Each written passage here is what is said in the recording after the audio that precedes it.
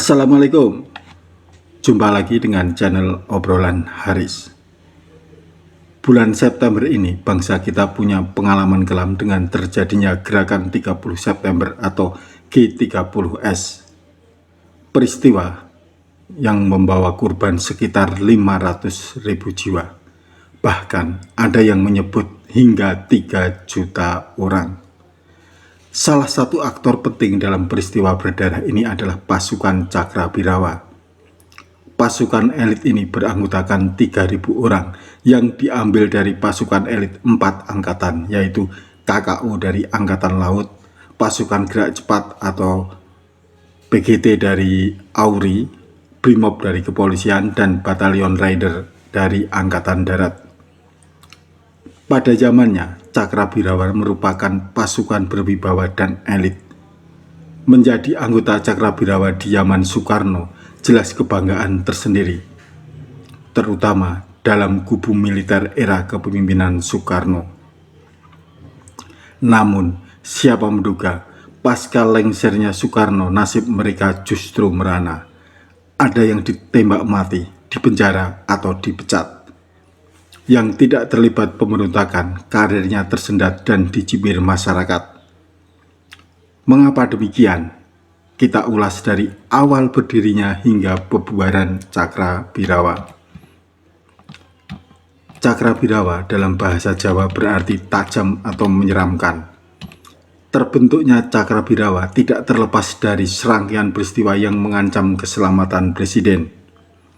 Sejak awal kemerdekaan hingga tahun 1965, beberapa kali Presiden mengalami percobaan pembunuhan dari lawan politiknya. Selain itu, sejak Indonesia merdeka hingga tahun 1960-an, TNI belum memiliki pasukan pengaman Presiden yang bisa melakukan perekrutannya secara khusus. TNI kemudian mengambil prajurit terbaik dari setiap angkatan untuk mengawal sang pemimpin besar revolusi. Sekitar 3.000 prajurit terbaik tergabung dalam pasukan ini. Personil Cakrabirawa diambil dari pasukan-pasukan yang terlatih dengan baik dari keempat angkatan. KKO merupakan pasukan elit dari Angkatan Laut. Personil pasukan ini memiliki berbagai kemampuan tempur baik di darat maupun di laut. Sementara pasukan gerak cepat merupakan pasukan elit dari Angkatan Udara. Brimob dari Kepolisian yang memiliki kemampuan baik fisik maupun keterampilan di atas rata-rata anggota kepolisian lain. Hanya Angkatan Darat yang tidak memberikan pasukan elitnya, yaitu RPKAD, Resimen Pasukan Komando Angkatan Darat, untuk menjadi anggota Cakrabirawa. Alasannya, Angkatan Darat menginginkan RPKAD hanya sebagai pasukan khusus terlatih dengan tugas-tugas tempur khusus, bukan sebagai pasukan pengawal Presiden. Oleh karena itulah, Angkatan Darat menunjuk Batalion Rider yang memiliki kemampuan tempur baik. Batalion ini didirikan oleh Ahmad Yani yang saat itu menjabat sebagai Menteri Panglima Angkatan Darat. Mengapa perlu membentuk pasukan pengawal Presiden? Sejak tahun 1950, setidaknya sudah 3 kali terjadi upaya pembunuhan terhadap Presiden Soekarno. Masa itu, banyak kelompok politik yang berseberangan dengan Soekarno, mulai dari DITII hingga PRRI atau Permesta. Percobaan pembunuhan paling terkenal adalah penembakan Istana Presiden oleh pilot terbaik Angkatan Udara, yaitu Daniel Alexander Maucar dari udara, dan peristiwa penggranatan Cikini yang memakan banyak korban di kalangan anak-anak sekolah yang bersekolah di perguruan Cikini. Peristiwa penggranatan di perguruan Cikini terjadi pada 30 November tahun 1957 malam hari. Siang harinya, Soekarno baru saja menghadiri musyawarah nasional pembangunan di Gedung Olahraga Ikada. Seorang ulama terkemuka, Sirajuddin Abbas, sempat berbisik pada Sugandi agar berhati-hati dan waspada, karena ulama itu mendengar ada ancaman atas keselamatan Presiden. Ketika peristiwa Cikini, ajudan Soekarno adalah Sudarto. Soekarno baru saja keluar meninggalkan acara malam dana di perguruan Cikini. sekolah dua anak tertuanya. Pukul 20.55 saat turun tangga dari tingkat 2 gedung sekolah itu, sebagian pengawal penunggu dekat pintu mobil. Pukul 20.55 saat turun tangga dari tingkat 2 gedung sekolah itu, sebagian pengawal menunggu dekat pintu mobil.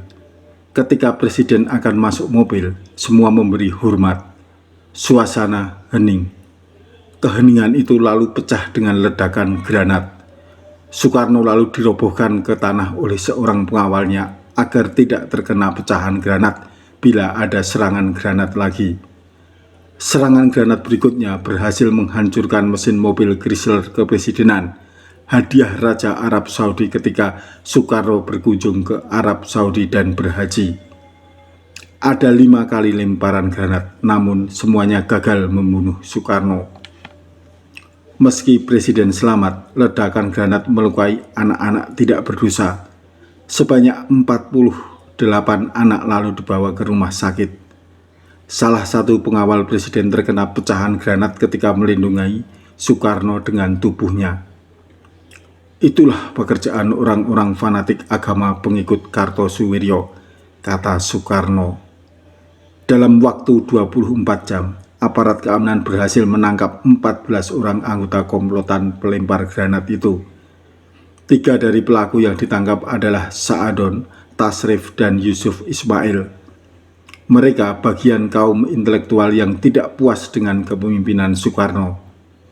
Ketiga orang itu dihukum mati. Percobaan pembunuhan yang lain dilakukan oleh Daniel Alexander Maucar. Ia mungkin seorang penerbang Auri yang sakit hati dengan beberapa orang istana yang mempermainkan teman wanitanya. Bagi Daniel, orang-orang istana itu mengalami degradasi moral. Ia lalu melepaskan roket dari pesawat MiG-15 ke arah Istana Merdeka yang dianggapnya tempat penguasa jahat berkumpul. Kala bom dijatuhkan, Soekarno berada di istana, tapi ia tidak terluka sedikit pun. Maucar akhirnya mendarat di persawahan daerah Garut karena kehabisan bahan bakar. Peristiwa ini terjadi pada tanggal 9 Maret tahun 1960. Maucar yang dianggap bagian dari Permesta sempat dijatuhi hukuman mati, namun segera dibebaskan setelah Presiden memberi amnesti bagi pemberontak PRRI dan Permesta. Percobaan pembunuhan terakhir sepanjang pemerintahan Soekarno terjadi saat sholat Idul Adha tahun 1962 di Istana Negara, di mana ketika sholat Id yang dilaksanakan di lapangan rumput antara Istana Negara dengan Istana Merdeka, tiba-tiba seorang menembakkan pistolnya ke arah Soekarno. Si penembak itu berada 4 saf di belakang Soekarno. Belakangan diketahui si penembak mengaku sulit membidikkan sasarannya karena dia melihat 2 orang yang mirip Soekarno. Dia kesulitan membedakan Soekarno yang asli dan palsu. Tembakan tidak mengenai Soekarno, tetapi pelor sempat menyerempet bahu Ketua DPR Yainul Arifin. Yainul Arifin ini Ketua DPR wakil dari Nahdlatul Ulama. Pasca penembakan itu diadakan pengusutan.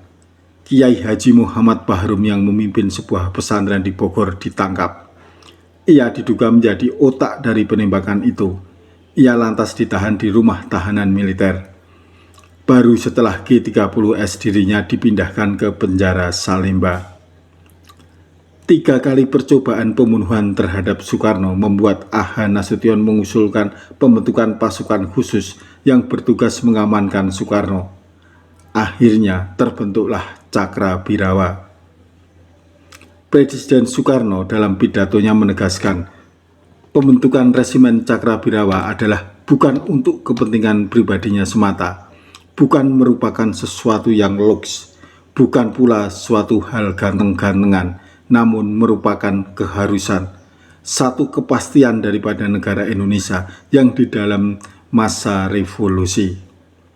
Presiden Soekarno menambahkan bahwa tidak hanya Indonesia saja yang kepala negaranya memiliki pengawal pribadi, namun tiap-tiap negara yang mempunyai kepala negara pasti memiliki satu barisan pengawal yang menjaga keselamatannya, Dan tidak hanya Presiden Soekarno saja yang dikawal, namun nantinya jika Indonesia memiliki presiden baru.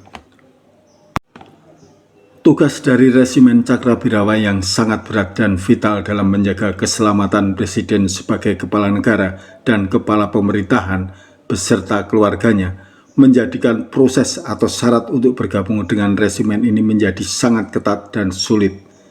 Setiap perwakilan dari semua angkatan, yaitu darat, laut, udara, dan kepolisian, benar-benar diseleksi secara ketat dan dihadapkan dengan serangkaian tes yang membutuhkan ketahanan baik secara fisik maupun mental. Setiap angkatan menyerahkan perwakilan mereka yang berasal dari kesatuan elit masing-masing angkatan.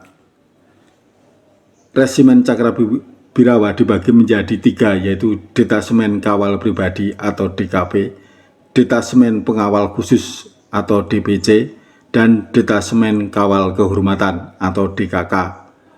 Masing-masing bagian memiliki tugas dan fungsi serta pimpinan yang berbeda-beda. Tugas pokok dari keseluruhan Resimen Cakrabirawa adalah kesatuan khusus yang diberi wewenang dan tanggung jawab tunggal terhadap keamanan dan keselamatan kepala negara beserta keluarganya di dalam istana-istana, tempat-tempat kediaman resmi kepala negara beserta keluarganya, serta di tempat lain di mana kepala negara beserta keluarganya berada. Detasemen Kawal Pribadi atau DKP yang dipimpin oleh Ajun Komisaris Besar Polisi Mangil M adalah unsur pelaksana yang harus melaksanakan penyelamatan kepala negara beserta keluarganya secara langsung dari jarak yang sangat dekat, disebut dengan istilah Ring 1. Sebagian besar anggota Detasemen Kawal Pribadi ini sudah menjadi pengawal Presiden Soekarno semenjak ibu kota masih berada di Yogyakarta. Ujian atau cobaan terhadap anggota Resimen Cakrabirawa baru benar-benar mereka rasakan pada saat terjadinya peristiwa dan pasca G30S 1965. Dalam peristiwa itu, sebagian kecil dari anggota Batalion 1 Kawal Kehormatan yang berasal dari Angkatan Darat, kurang lebih 1 kompi atau sekitar kurang dari 60 orang di bawah komando Letnan Kolonel Untung, terlibat dalam penculikan para jenderal di rumah mereka masing-masing pada malam hari di tanggal 1 Oktober tahun 1965.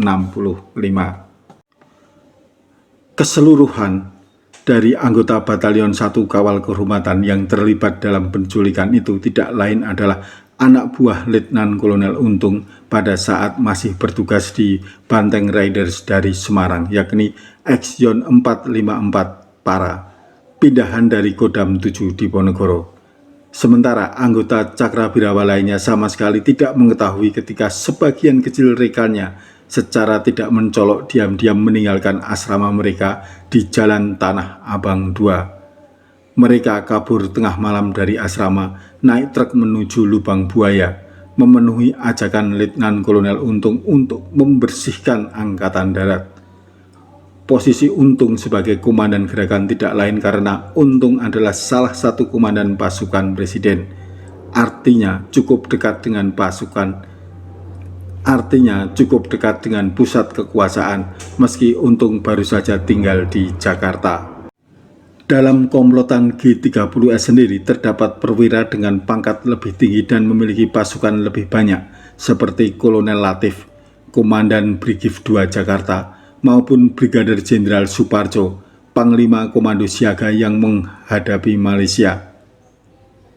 Kedekatan Untung itu dijadikan alasan pemilihan Untung meski pangkatnya lebih rendah dibanding Latif dan Suparjo.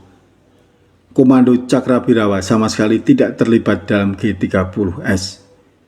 Letnan Kolonel Untung bahkan mengatakan bahwa gerakannya adalah gerakan militer dalam Angkatan Darat dan keterlibatannya adalah tanggung jawabnya pribadi sepenuhnya. Untung tidak mengatasnamakan Cakrabirawa. Wilayah operasi Untung sendiri berada di luar area wewenang Cakrabirawa. Daerah gerakan Untung sendiri adalah daerah wewenang Kodam atau Komando Daerah Militer. Rencana operasi yang dirancang Letkol Untung terdiri atas 4, yakni Pasopati, Bima Sakti, Gatotkaca, dan Pringgodani. Pasopati di bawah pimpinan Letnan Satu Abdul Arif yang merupakan salah satu komandan kompi Batalion 1KK dari Cakrabirawa bertugas melakukan penculikan terhadap 7 jenderal yang menjadi sasaran. Oleh karena itu, kekuatan pasukan dibagi menjadi 7 bagian. Bagi mereka, Dewan Jenderal adalah musuh yang harus disingkirkan karena tidak loyal pada Presiden Soekarno dan revolusi. Dewan Jenderal yang akan diculik oleh pasukan Pasopati dianggap akan melakukan kudeta, karenanya mereka berhak untuk berlaku kasar terhadap mereka. Para jenderal yang tidak loyal itu dianggap pengkhianat, apalagi sebelumnya telah beredar isu bahwa ada kepentingan kapitalis di belakang Dewan Jenderal yang anti komunis itu. Setelah gerakan gagal, beberapa pelaku gerakan dari Batalion Kawal Kehormatan Cakrabirawa pimpinan Untung melarikan diri ke Jawa Tengah. Letnan 1 Dul Arif membawa pasukannya long march ke Jawa Tengah. Tujuan pasukan itu adalah kembali ke basis kesatuan asal mereka, Batalion Banteng Riders di Serondol, selatan kota Semarang. Sampai di Cirebon karena kelaparan, akhirnya mereka melapor pada Komandan Detasmen Polisi Militer di Cirebon, Mayor Aris Respati, untuk meminta makan. Sejak dari Jakarta, pasukan itu tidak makan. Hampir semua prajurit yang terlibat G30S kelaparan saat gerakan. Mungkin ini salah satu sebab kekalahan mereka. Kop Polisi Militer Cirebon lalu melaporkan keberadaan pelarian Cakrabirawa itu ke Markas Komando Cakrabirawa di Jakarta. Selanjutnya diadakan penjemputan dari Resimen Cakrabirawa sendiri ke Cirebon. Pelarian itu lalu ditampung di Asrama Cakrabirawa Kala Hitam di Jalan Tanah Abang sebelum akhirnya dijebloskan ke penjara Salemba. Dul Arif dan sebagian pasukan memisahkan diri dan tidak ikut melapor ke PM di Cirebon. Sampai di Cilacap, mereka disergap dan ditembak mati. Sementara itu, pada tanggal 7 Maret tahun 1966, Majelis Hakim dengan Ketua Letnan Kolonel Sujono Wiryo Hatmojo SH memutuskan bahwa Letnan Kolonel Untung bersalah dan dijatuhi hukuman mati.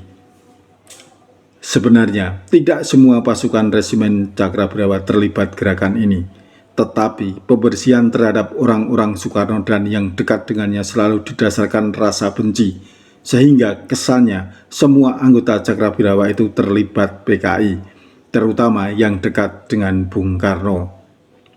Banyak orang menganggap Cakrabirawa tergolong orang-orang dekat. Ada 3.000 anggota Cakrabirawa, sementara itu hanya beberapa ratus saja yang mengamankan Soekarno dari jarak dekat. Sisanya berada di ring yang lain. Pasukan Komandan Kawal Kehormatan Cakrabirawa yang terlibat dalam G30S adalah pasukan ujung tombak dalam penjemputan beberapa jenderal Angkatan Darat yang semuanya tewas di lubang buaya. Tapi dosa itu ditanggung oleh satu resimen. Pasukan Cakrabirawa yang terlibat dalam penculikan itu hanya sekitar 1 kompi saja. Pasukan itu berasal dari batalion yang dipimpin Letkol Untung dengan komandan kompinya Letnan 1 Dul Arif dari Batalion 454. Setelah keluarnya Super Semar, diadakan rapat gabungan 4 angkatan bersenjata yang menghasilkan keputusan bersama Menteri atau Panglima Angkatan Bersenjata, Angkatan Darat, Angkatan Laut, Angkatan Udara, dan Angkatan Kepolisian nomor 6/3/1966 tanggal 22 Maret tahun 1966. Isi dari keputusan itu adalah masing-masing angkatan menarik kesatuannya dari Resimen Cakrabirawa. Kemudian, pada tanggal 28 Maret tahun 1966, bertempat di Markas Besar Direktorat Polisi Militer Angkatan Darat yang terletak di Jalan Merdeka Timur, Jakarta Pusat, dilakukan serah terima tugas untuk menjamin keselamatan pribadi Presiden atau Panglima Tertinggi ABRI beserta keluarganya dari Brigadir Jenderal Sabur, Komandan Resimen Cakrabirawa, kepada Brigadir Jenderal Sudirgo, Direktur Polisi Militer. Setelah surat keputusan tersebut keluar, maka seluruh anggota Resimen Cakrabirawa dibubarkan dan kembali ke masing-masing angkatannya. dan tugas mereka secara resmi sudah selesai. Pasca pembubaran Resimen Cakrabirawa, beberapa anggota senior seperti Komandan Resimen Cakrabirawa Brigadir Jenderal M. Sabur, Wakil Komandan Resimen Cakrabirawa Letkol CPM Maulwi Sailian, dan Komandan Detasemen Kawal Pribadi Ajun Komisaris Besar Polisi Mangil M ditahan dengan tuduhan yang tidak jelas dan tanpa proses pengadilan. Penahanan mereka bisa diartikan sebagai upaya untuk menjatuhkan orang-orang yang dekat atau loyal dengan Presiden Soekarno. Beberapa mantan anggota Resimen Cakrabirawa lainnya yang juga mendapatkan pengalaman yang tidak mengenakan, seperti hambatan dalam karir maupun mendapatkan pandangan negatif dari lingkungan sekitar mereka karena stigma negatif yang dicapkan oleh penguasa Orde Baru bahwa Resimen Cakrabirawa secara penuh terlibat dengan PKI dan peristiwa penculikan para jenderal pada 30 September tahun 1965. Demikianlah, berkat ulah satu kombi, semua anggota Resimen Cakrabirawa harus menanggung dosanya. Semoga kerusuhan seperti ini tak terulang lagi. Sampai jumpa di episode berikutnya dengan topik yang berbeda. Wassalamualaikum warahmatullahi wabarakatuh.